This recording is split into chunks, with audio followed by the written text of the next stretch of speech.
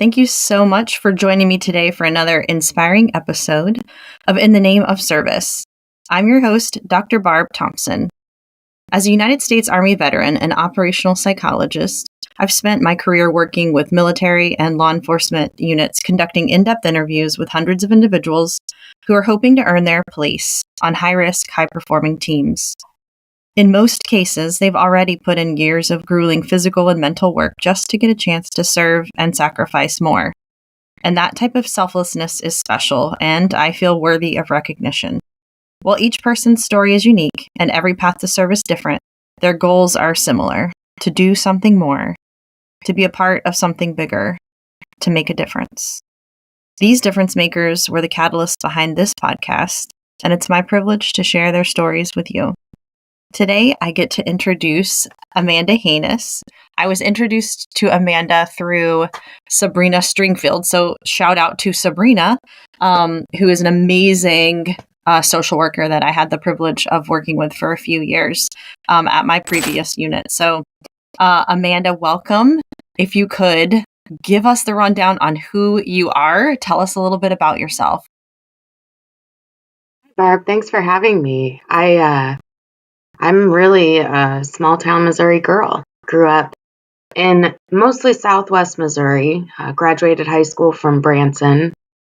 Many people might not know where Missouri is, but it's a beautiful state, at least the southern part of it. And we have a lot of rivers, a lot of Ozark Mountains is the region I grew up in. So we did a lot of hiking, paddling, exploring, just general adventures. And so my biggest adventure when I graduated high school was that I up and joined the Marine Corps. We didn't have, I tried to go to Mizzou where everybody goes, right? In Missouri. This wasn't feeling a college thing. So I did join the military, and it was an adventure in every way. I thought that I might get to see Australia, the Mediterranean. It's very sad, though. I joined in January of 2001. And so things quickly changed after I joined when the towers were hit and attacked. And I ended up doing instead 3 deployments to Iraq in support of Operation Iraqi Freedom. And got out, went back to school, and finished an undergraduate degree in history. And then went on to get my master's in business. Business is really what my mind was drawn to once I took a couple classes there, and then went on to another adventure and took a career in IT, information technology, something about which I knew nothing. So the learning curve was very steep. Yeah. But the skills that the Marine Corps taught me were in high demand, and so they hired me anyway. Did well, had a great, very rewarding career, learning a lot of new things, just enough to be dangerous. And after that, COVID hit. People might have heard of that. A lot of companies took a hit during that time, and so I found myself part of a large number of people laid off. I was then in the Kohl's department stores credit IT department, and a lot of their corporate were laid off, and I with them. And for some reason, I can only explain it as God telling me I wasn't supposed to be there anymore. I got this kind of just a seed planted probably a long time ago, but I wondered whether I could paddle all the way through from the headwaters of the Missouri River to the Gulf of Mexico. And long story short, spoiler alert, I did do that. I went on a road trip just prior to that. I know I'm putting a lot in here, but this is me. Done a lot of different things. That's you. Adopted a dog. I love it. He went along with me, and so we did that, and then I wrote a book about it. Just enough went wrong to make it a good story. So we published the book last December, and I've been on the road since then, kind of promoting that and sharing my story, which is kind of where you heard of me, I think. Yes, So yes, that's it in a yes. Thank nutshell. you for that. I love it. How in the world did you end up in the Marines as opposed to a different type of service?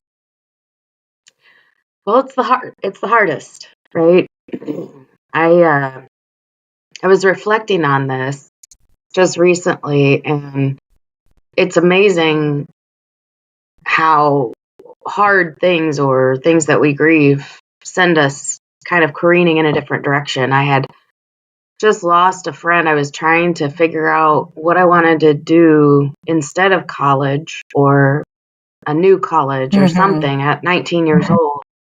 And I lost a really close friend in a motorcycle accident. And I kind of went topsy turvy for a minute. And I just remember driving down the road crying, Yeah. trying to figure it all out. Saw the Marine Corps recruiting sign. I pulled in. I said, "Hey, sign me up. When do I go to boot camp?" And the recruiter, Wow. they have these cards they pull out. These are the leadership traits, and they want to go through their little spiel and ask you what you want from the Marine Corps. And I was like, I don't care about any of that. Just sign me up. Let's go. And so they did, and I was in boot camp less than 2 months after that. Incredible. When you look back or reflect back on your service, I mean, 3 deployments to Iraq, that is a lot, especially considering who knows what your assumptions were going in, or your expectations. Can you tell us about, for you, what do you think was most challenging or difficult about your time in service?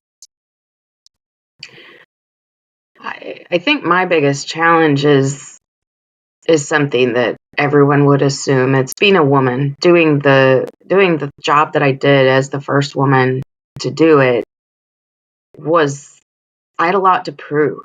And so for a lot of people, I think it's easy to understand that being the biggest challenge. For me, I mentioned my tendency to explore, and I think I kind of probably over embraced that challenge and probably fought a little too hard sometimes, a little too vocally. But I did end up gaining a lot of respect, I think. Not from everyone, you never will, but worked hard enough to do that. Yeah. My biggest challenge, though, I think personally, was discovering that, the difference in men and women is something we don't talk about a lot anymore, but I wanted to be one of the guys and, part of the brotherhood. And I think 20 years later, I finally realized that that won't ever happen. We're never going to be the same. I will always be their sister, and I need to embrace my femininity in a different way than they embrace their brotherhood. I don't know if I'm explaining that Yeah. correctly, but I kind of had to grieve that a little bit because I thought I could be one of the guys. I could Mm-hmm. gain that respect as it's just not, that's not how we are built. Yeah.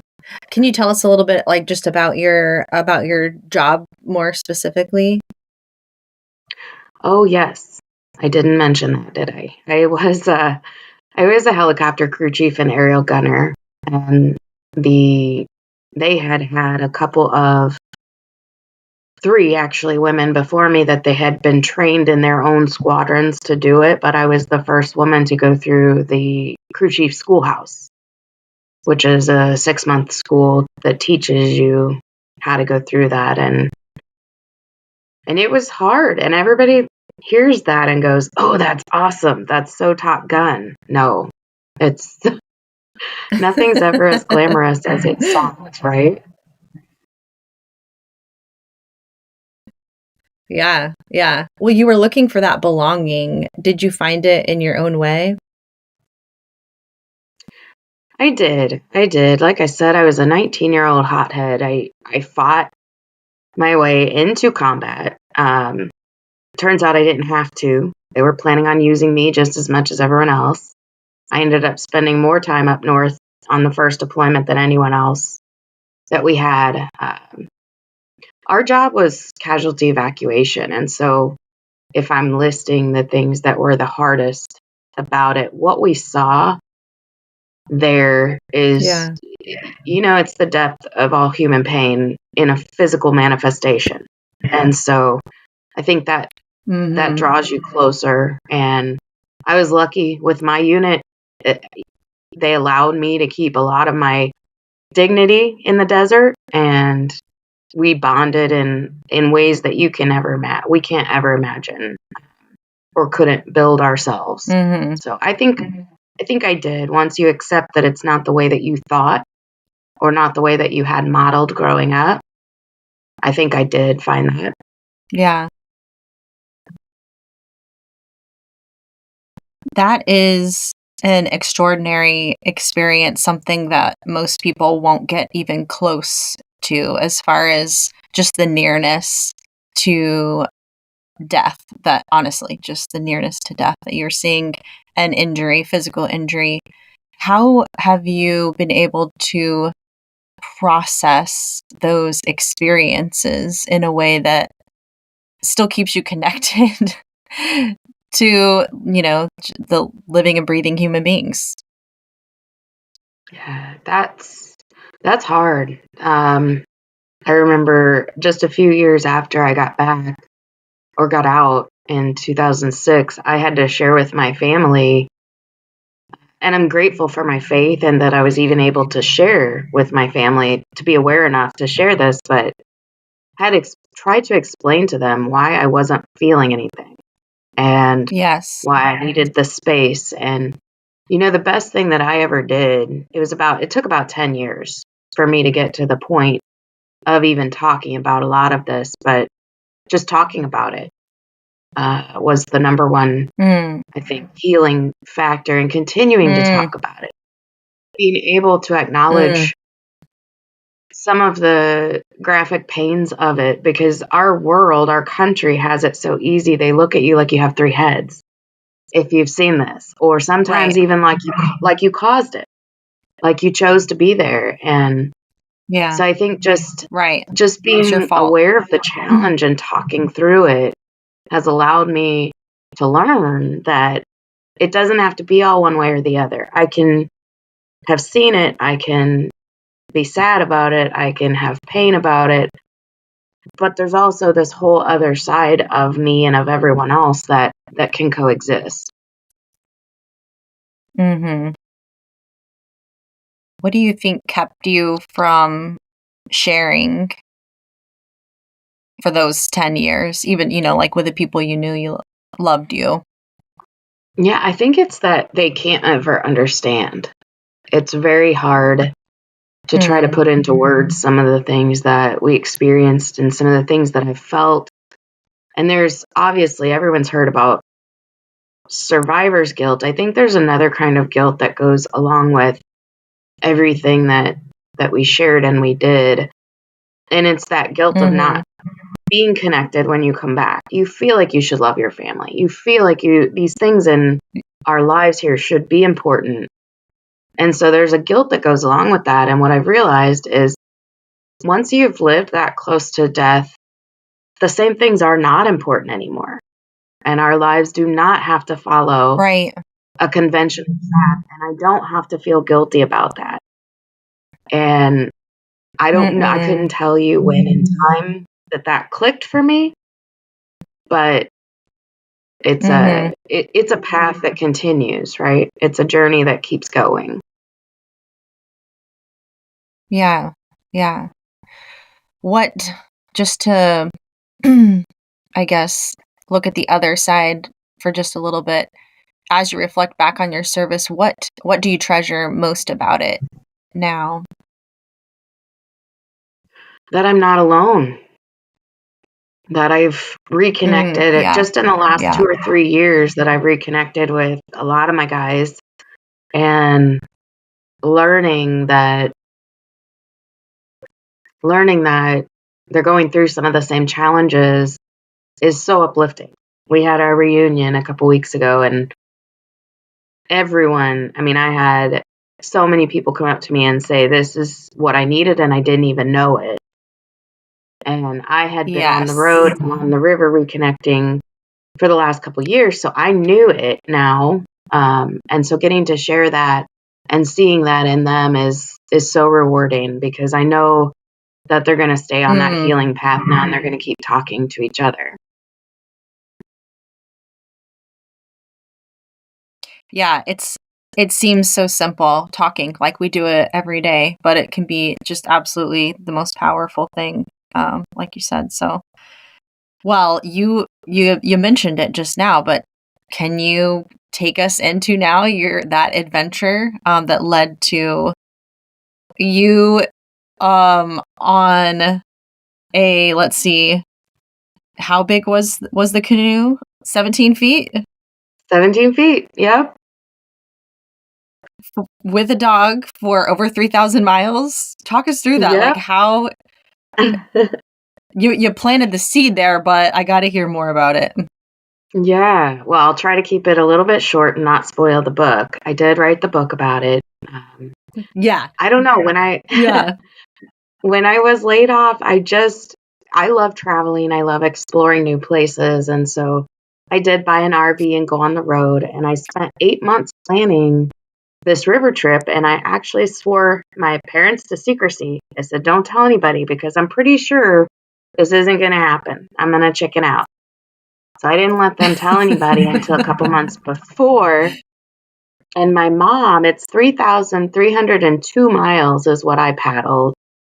And some people, it changes with water levels and the rivers change. But I actually had just met a fellow veteran, Navy SEAL, who, oh, I'm sorry, no, not him. It was the Marine Corps sniper who still lives down in Florida. He's like, "I want to go with you." And I was like, "Nope. I need to see if I can do this by myself." And he totally understood that. Yeah. He might go do it on his own later, but people understood that everything I've done so far, you kind of have a team. You know, we grow up on sports teams with families, school teams. The Marine Corps, you always have a team. This trip, I plan to be completely self-reliant, self-sufficient. So I had packages that the only assistance I had asked for is that my parents would mail these packages at 11 different points along the river. They were my resupply packages, and I researched the USPS so I could walk to these places and get general delivery packages along the way. And I had notified the post office employees that they were coming. But we did. Me and Hank, his name was Canoe when I adopted him, if you can believe that. So it was meant to be. I had to adopt this dog. It was. That's too good. Yeah. You can't make this stuff up. I'm telling you. So no, I was kind of trolling the shelter web pages, and I saw this chocolate brown face with brown eyes. He's part pit bull, part lab. So he's a little softer on the pit bull side.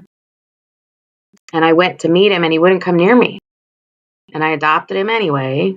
And he turned out to be a perfect passenger, perfect alarm system. We bonded. He jumped in the canoe fine after the first few tries. But we did.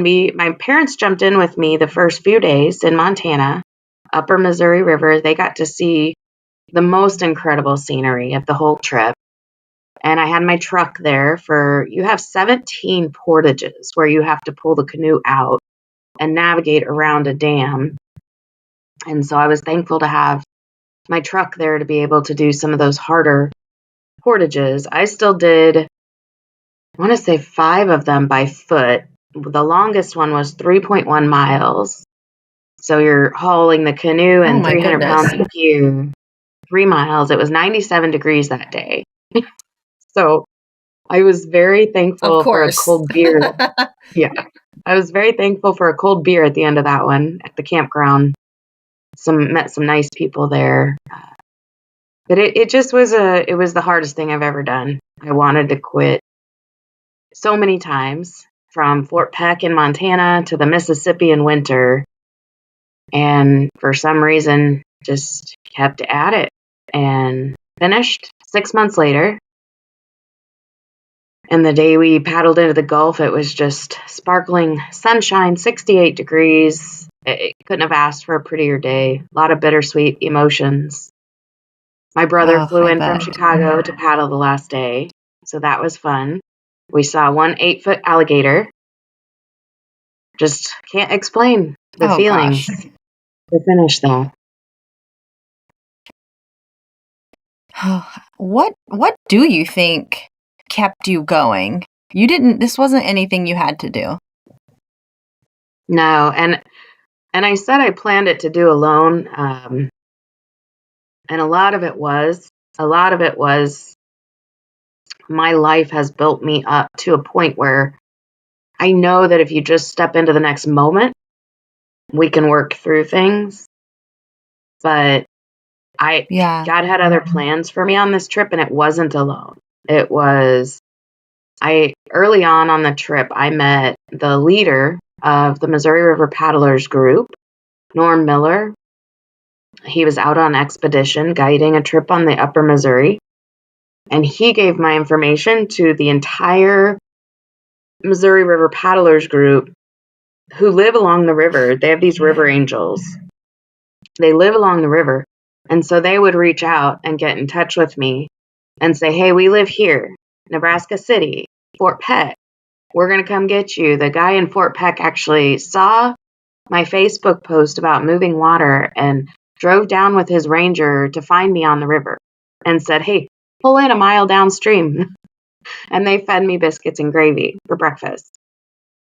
So things like that.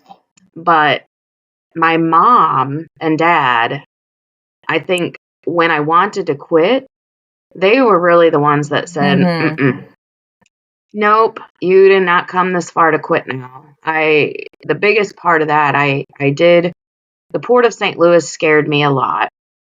It was very hard, and the wind kicked up that day, and in the 6 days following the Port of St. Louis, I got caught in a rock slide, lost the canoe, and the temperatures dropped down to the 30s. So I'm camping, and survival just became really real. Then, and so the day after I lost the canoe, and I did get it back thanks to a nice Illinois farmer who brought his John boat out and helped me retrieve it. It got hung up in the middle, thankfully, and didn't sink. But I just told him, I said, if things don't change, I'm done. I'm going to need you to bring my truck and come get me. And it was Mom and Mom's the soft one. Mom never, she should have come and got me.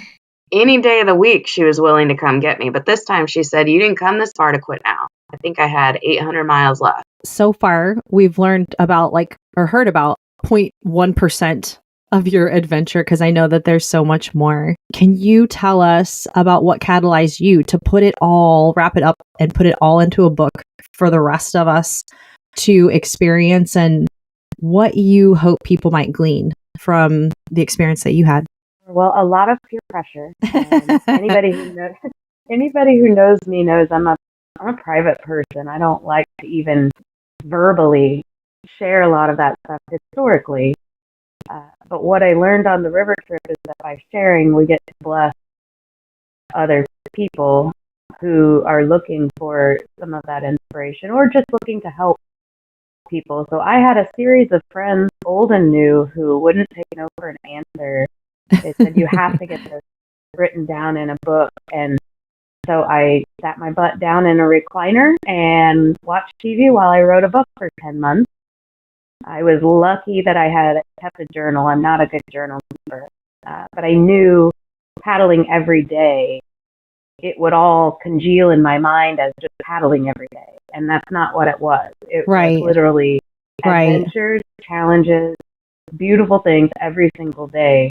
And so I did keep that journal, which made it easier to go back and detail the book. The book's about 180 some pages long. It's a quick read. Part of that is pictures. I couldn't not include the pictures, as difficult as that was to lay out, but it's been very well received. And I think what keeps me now sharing, I've been doing some speaking this year too, and what keeps me sharing and fighting off that private side of me is when people say, oh my gosh, you've inspired me to go out and do this or do that, or just to meet a new person. And that gives me goosebumps. That's what it's all about, is Oh my saying yes goodness. to those Yes. little adventures and those little challenges. That's what's gotten me to where I am today, is not being afraid to say those little yeses. What do you hope that people take away from it? It sounds like naturally what they're taking away is the courage to take their own risks. But what did you have in mind originally? I don't know if I really had anything in mind. What has bubbled to the surface and some clarity since I was pushed to take those adventures of my own in sharing is just that there are so many reasons why we don't. We have families. We don't have the money. We don't have the time. We don't know what we're doing, right? My parents are in their mid-60s and they're going skydiving on Saturday. And what? I like to, I know, with an 87-year-old woman who has a terminal diagnosis. She said, I'm paying. That's my gift to all of us. And that's just, it's that thing right there where she could say, that's not that important. It's skydiving, right? Could take it or leave it. Yeah. But I think we all come out of those scary things different people. And I think that's what's risen to the surface for me in clarity and sharing is don't let those things hold you back. And when I speak, I call it the big but. It's our voice in our head where it says, I want to do that, but I don't have the money. I want to do that, but I don't have the time. I want to do that, but I can't leave my family for that long. Don't let those voices take control. Yeah, definitely.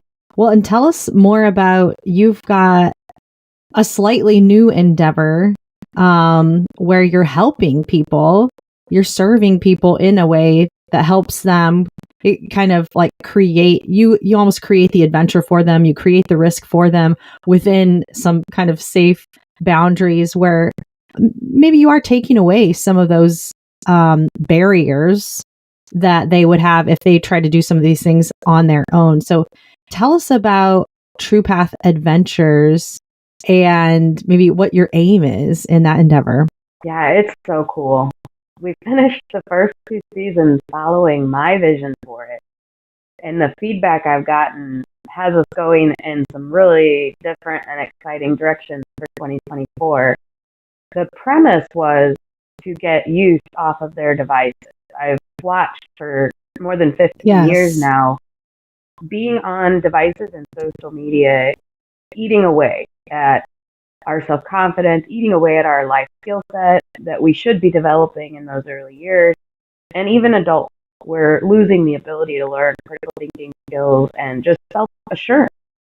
And being outdoors for me has been so critical and life-changing in some of those learnings that I wanted to combine them. And I envisioned it as the ranch. And things just came together after the river trip and after I wrote the book. Here I am trying to figure out my next steps with mom and dad, and they own 390 acres down here in the Ozark Mountains where they had already cultivated over 7 miles of trails. And so what I did is clean those trails up. I added some really beautiful campsites and activity sites that are clear of ticks and weeds and poison ivy, so we clear all that out, and then give you really structured the fun stuff. Really, yes. That's the stuff that keeps us inside here in the Ozark Mountains. Right. But yeah. Built those campsites, and then I built activity sites too. We've got a rope swing. We've got what I call a balance course. That's one of our team challenges. And then I have really cultivated centers where you can practice different types of fire starting, which is the kids' favorite, different kind of shelter building, water filter. We have you build your own water filter at one. The things that I think a lot of people are interested in, but they don't have, like you said, the tool or the space, or they just don't take the initiative to go out in their backyard and try it. So I have all the gear, I have all the tools, and you just come out and hang out and get to play with some of that stuff the way that they do on Naked and Afraid. And find out how challenging it really That's is. That's awesome. That's the hook line for the kids. It's super challenging. Yeah. I did not learn survival skills until, I was an adult. I was in the Army and I had the opportunity to go through a SEER school. And Ooh. I did not know. I did not anticipate. I anticipated learning a lot and it being a really great experience. Mostly to learn about the population that I would be serving, you know, after I finished that school. But I came away with like a whole new level of confidence. And it is, as I've been thinking about it, what you're talking about, it's like, okay, I can start a fire by myself. You know what I mean? Like I can try to navigate, you know, probably not anymore. I need to relearn those skills. Or I could hunt for my own food and clean my own food. Like I would be okay. Like it is really incredible, the competence and confidence that you can learn. And it was really fun. It's still one of the most memorable schools for sure that I went through. So what is some of the feedback that you're getting? Because you serve all ages, including, you know, like kiddos, which a lot of people would not, I think, feel called in the area to serve that population. And I think it's really, really crucial. Yeah, there's a couple pieces to that. My vision, of course, started with catching youth early, getting them out there. And imagine doing all of that as a kid now without your parents. It's transformative. It's life-changing for them. It's the feedback that I'm getting. They're different people when I send them home. But we've had to open it up to adults. I've done a couple of family adventures now because I got so much feedback that it's not fair to just let the kids come out and do that. And you hit on the key. The key to it for all of us is that it's fun. You're out there learning these magical, powerful things without even knowing that you're learning. So there's no lecture component at all. I mean, that you get key points on the wrist. We make sure you understand what you're getting yourself into. Make sure that you have the tools that you need to navigate the situation. But my job is very simple. It is to pose the problem or pose the challenge and then sit back. And I think we don't give kids the opportunity as much as we should to do that because we underestimate them. As adults, I think we underestimate their ability to reason and think critically themselves. And so I've been asked by several educators, what do you think kids need? And I said, I think they need more room to work through a problem. We need to stop giving them the answer. They need to stop Googling the answer. And they need to think about the problem in front of them, the tools that they have, and then logically get to whatever they think the solution is. And if that solution is wrong, we need to resist the urge to stop them before they get there. We need to let them fail. Because in the failure is the learning. So a quick story, I've got my first season, we were camping out there and it's 82 degrees. Pretty miserable camping night, actually, from the heat. But it wasn't life-threatening that we had thunderstorms coming in. So I had 4 boys, and they did in teams of 2 a challenge that one team had won. They won the challenge. So the one team won the challenge, and so their prize was to get the first pick of the tents. I had 4 tents to choose from, and they were sleeping in teams of 2. So first they picked the waterproof tent that was like the Taj Mahal of all tents. This thing was huge, but it's pretty sealed off to be waterproof. And so with the heat, they said, this is too hot. We don't want it. So they picked one of my lighter weight tents. And when the thunderstorm hit, it's not too waterproof. And I had told them that and let them make the decision. They woke up the next morning and one of them said, Miss Amanda, I don't think we chose the right.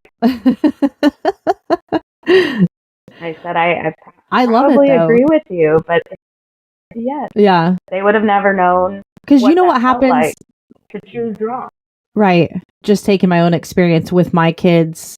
It's normal, it's natural, right? But if something goes awry or is kind of unexpected, the way in which they communicate immediately is to complain, right? And to tell me their experience. And I want to reshape that because, well, number one, like just complaining to be your first response doesn't put any of the responsibility on you, you know, and when they're out there, just his response alone is huge, right? That he took full responsibility. Hey, that was kind of a miserable night, but that was on me, you know? So I learned something. That's so cool. That is so cool. Well, how do Yes, people find you? How do they learn more? And, maybe throw their hat in the ring for season 3? Absolutely. I mentioned we're going through some changes. So we've got some other offerings coming out where we'll have guided and outfitted services for adults too. So we're kind of opening it up to anybody who wants to come out and book with us.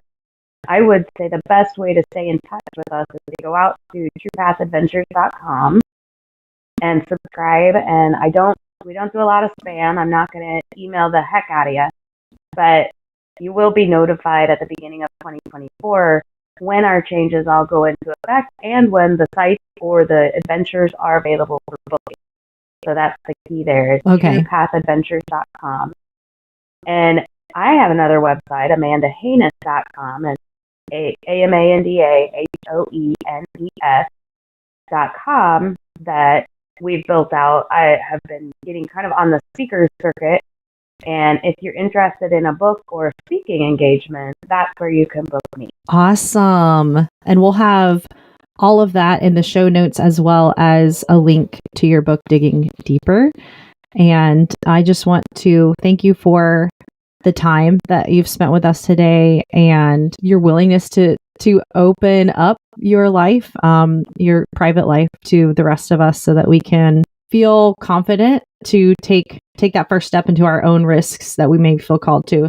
So my last question for you is, if there is somebody out there, when you enlisted many years ago, you probably never saw it leading in this direction to where you are today. We don't know. We don't know kind of where our experiences are leading us, but there are many people out there who have this nagging, in their heart, right? Like there's this little voice. What advice would you give to that person that has that calling, but they don't know how or where to get started? Well, I say take the first small step. Make sure you say yes, because that's where most of us get hung up, is we just ignore it. It's too overwhelming, or it's too scary, or it's too unknown, and we just don't have the time or the money. I would say ignore that and just take the first small step. You don't lose anything by doing a little research. So that's usually my first step. The other aspect of True Path Adventures is I have been doing some custom consulting that is just like that. So one of my ladies called and she said, "I want you to guide me on the Missouri River." I said, "The whole thing?" I just did that. Been there. Yes, but she said, "No, I want you. I would never do that by myself. So I want you to help me figure out the logistics to get me up there." It's one of her bucket list items. She's in her 80s. So you can email me or call. Both email and phone number are on my website, truepathadventures.com. And I am happy to do custom packages at any level, whether you need me to just do the first step for you and then kick you out the door on your way, or a fully guided adventure. We'll figure that out. That is so cool. And what I love about it is it's getting you out there. It's exposing you to challenges. You're learning so much about not only like the skills required to survive whatever adventure you're on, but you're learning about your own strengths, weaknesses, what motivates you, what keeps you going. And many times when you're kind of in a really tough situation, the things that are really important to you become more clear. And so just making it physical first and putting yourself out there for an outdoor adventure can really help clarify the internal chaos. I love that. Awesome. Well, thank you so much for everything that you're doing. Thank you for your service. Thank you for the way that you're serving now. And I know that people are going to want to go out and read your book and find out more about you. But just want to say thanks for all you're doing. We hope so. Thank you for having me, Barb. I appreciate it.